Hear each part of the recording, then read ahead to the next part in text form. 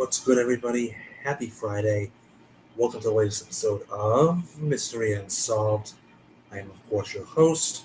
Looking a little off. Tonight's episode of Mystery Unsolved, very similar to last week's, if you remember, that was on Owen Parfit, a man who mysteriously disappeared. Well, it just so happens that tonight, not only do we have another disappearance, but it's another older gentleman who just randomly disappears one day, never to be seen or heard from ever again. Tonight's episode of Mystery Unsolved is on James Tedford and the Bennington Triangle. It was originally just going to be on the disappearance of James Tedford, but seeing as he is he is related to and tied to the Bennington Triangle, which of course I will get into afterwards. But without further ado, ladies and gentlemen, Mystery Unsolved, the disappearance of one James Tedford. Also similar to last week, this is going to be a short case. However, I do also have the Bennington Triangle files to go over, so it'll tie in with his case. So let's start with the usual source. Should have this already ready to go, Justin. I did. James Tedford was a 68-year-old World War I veteran who went missing on December 1st, 1949. 3 years to the day after Paula Jean Weldon was last seen. Paula Jean Weldon was also a case that I had a Mystery Unsolved episode on, so I might include that. You can probably check out that case. I'll include a link in the description. Tedford, a resident of Vermont's Soldiers' Home in Bennington, had been seen in St. Albans visiting relatives who accompanied him to the local bus station and observed him boarding a southbound bus. The last confirmed sighting of Tedford was at the bus depot in Burlington, where he had a brief conversation with an acquaintance before transferring to a Bennington-bound bus at about 15 p.m. The bus driver later reported to police that a man resembling Tedford may have disembarked in the village of Brandon, about 70 miles north of Bennington. While that same night, Brandon police investigated a report of a man fitting Tedford's description, acting clearly in the village's downtown. Tedford's disappearance went unreported for 1 week until the superintendent of the Bennington Soldiers' Home notified police on December 8th.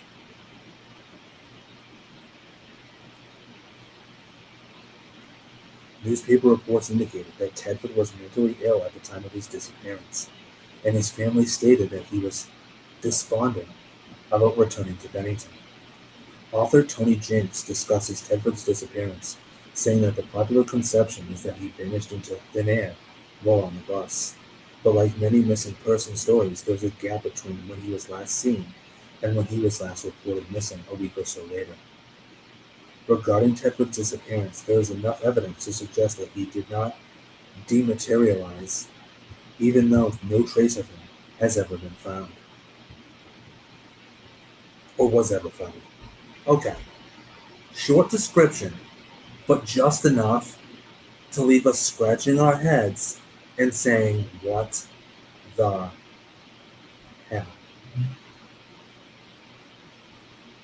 This case isn't big enough for me to swear, so... Okay, let's go over some interesting things that I came across just from reading that. Number one, he's a 68-year-old World War I veteran. That man has seen some things, and he's been through some stuff. And I'm guessing he probably wouldn't recommend it.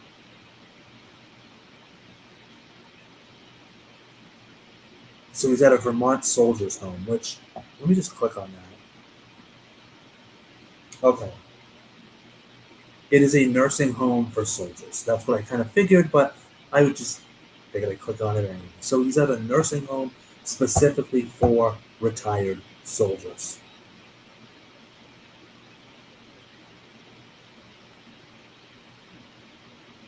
So my first question here is, he got on a bus, he had been visiting relatives. Okay, so he went to visit relatives. But if we go down, newspaper reports indicated that Tedford was mentally ill at the time of his disappearance, and his family stated that he was despondent about returning to Bennington. Okay, so do you see what I mean? Like, already, I have questions. First of all, why did the. Okay, I guess the first question is, did the Vermont Soldiers' Home know that he was mentally ill and despondent? I'm going to stop using quotation marks. Did they know that he was mentally ill and despondent? Because if they did, they probably wouldn't have let him go. So, but that's leaving me scratching my head, because it took the family to say, oh, he was mentally ill and despondent about returning to home. Well, wait a minute. If he must have been hiding it, or maybe it was just see, I don't know. That's what doesn't make sense here. Because him being mentally ill and despondent obviously is an indicator of how it's tied into why he disappeared and how he disappeared, right? The last confirmed sighting of Tedford was at the bus depot in Burlington, where he had a brief conversation with an acquaintance before transferring to a Bennington-bound bus.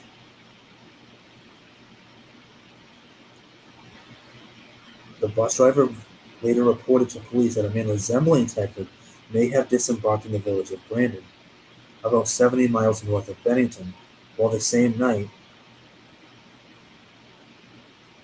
police investigated a report of a man fitting Tedford's description, acting queerly. So he went and saw his family, apparently according to this.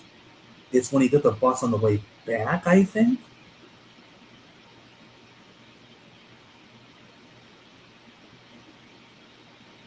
So it sounds like he got off at the town before Bennington, which is Brandon, Vermont. If we are to believe that the descriptions are of him, fitting his description in Brandon, Vermont. I'm going to say Brandon, Vermont, just so you don't think I'm referring to someone named Brandon. Uh, so he got off at the town before that. On top of that, his family was like, he's mentally ill and despondent about returning to Bennington. So he didn't want to go. So obviously, if there's something wrong with him, then he was probably either, you know, maybe he was just making the soldiers' home think that he was good, but in reality, he was kind of like crazy.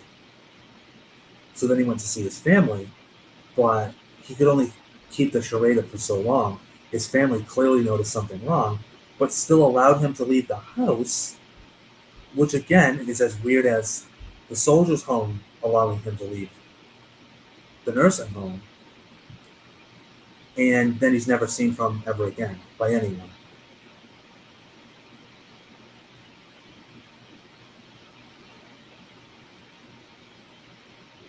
And there's a common misconception that he disappeared while he was on the bus, but obviously that's physically and humanly impossible unless you're a magician to disappear off of a bus.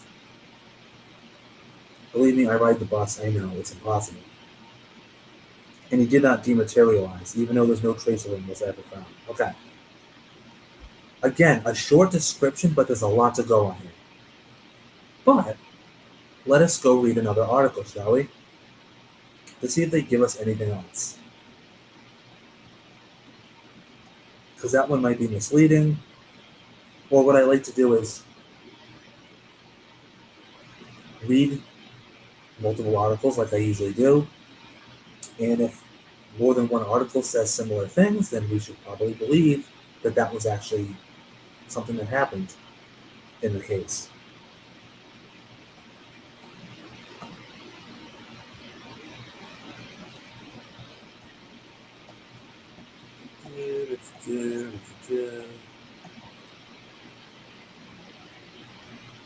A lot of this is the Bennington Triangle, which again I will get to afterwards, but James Tedford is just buried in all of this. There we go.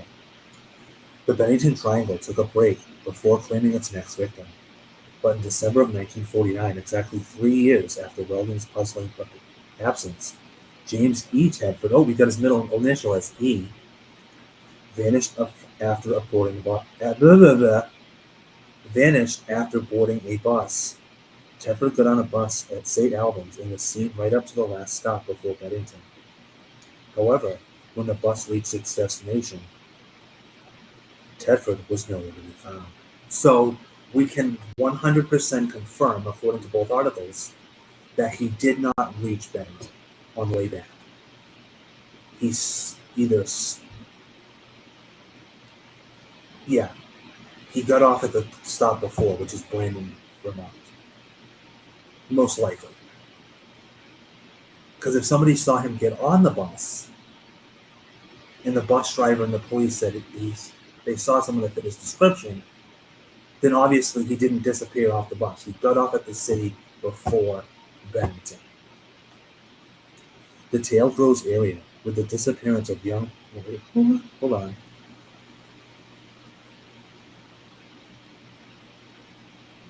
Oh, it just gets right into another person. How lame is that?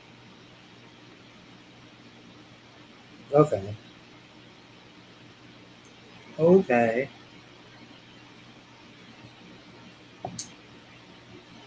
So we don't have a lot to go on. I told you. It's good that I found the Bennington Triangle, which we will get into in a moment. All right. There aren't many theories I can come up with here, but let's throw out the first two right away. He didn't dematerialize. He didn't melt, dematerialize, or just cease to exist with infinity. That's not even a theory. Let's take that, blow it out. And it didn't happen. Also, he did not disappear while he was on the bus. In other words, he was not sitting in a seat, just enjoying his time on the bus, and all of a sudden he just faded away into nothing. That didn't happen. Take that up, throw it out. Didn't happen. Are you liking these weird effects I'm making? No. Are you doing anything for you? There's only one theory, but I'm going to expand on it because we don't go any further than the fact that... Well, I'll just come right out and say it. Stop beating around the bush, Justin. Just get to the damn point. Okay. He got off at Bennington, Vermont, the city before Bennington. We can pretty much all agree to that, yes? The bus driver and police both said they saw a man fitting his description, acting clearly. Other than what I think it means, which is what it doesn't mean, he was acting strange, pretty much.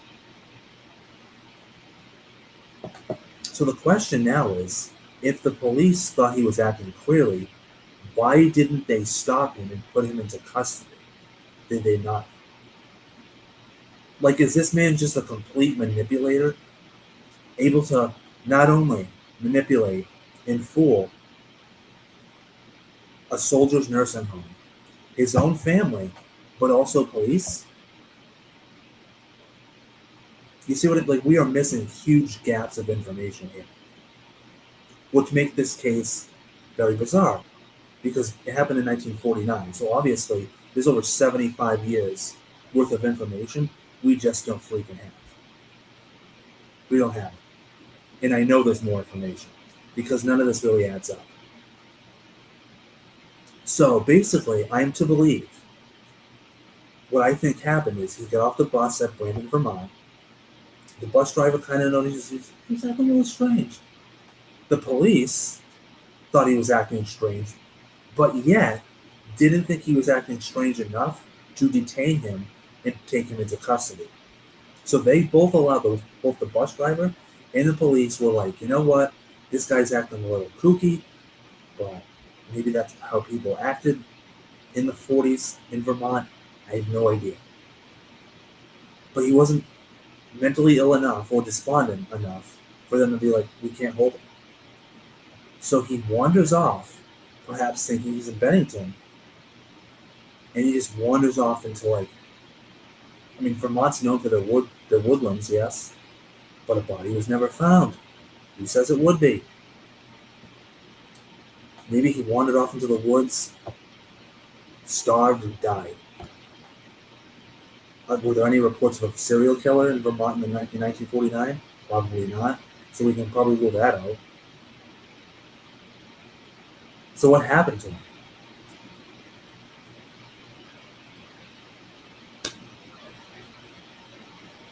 My theory ends there. That's like, I'm sorry. Like, aside from him walking into the Vermont wilderness to his death because the body was never found. So I mean, there's to me it makes more sense for someone to go out into the wilderness, into the woods,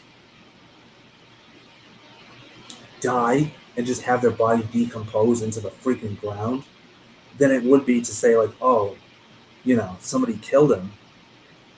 But if that's the case, then how come that never came? Maybe what theory number two? Maybe somebody killed him, and that was their only kill, or maybe that was their second kill, and they were just like, you know what? I'm gonna get away with this. I don't know.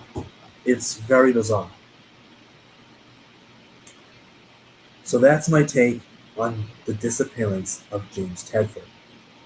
However, James Tedford is just one of many disappearances of people that happened in something called the Bennington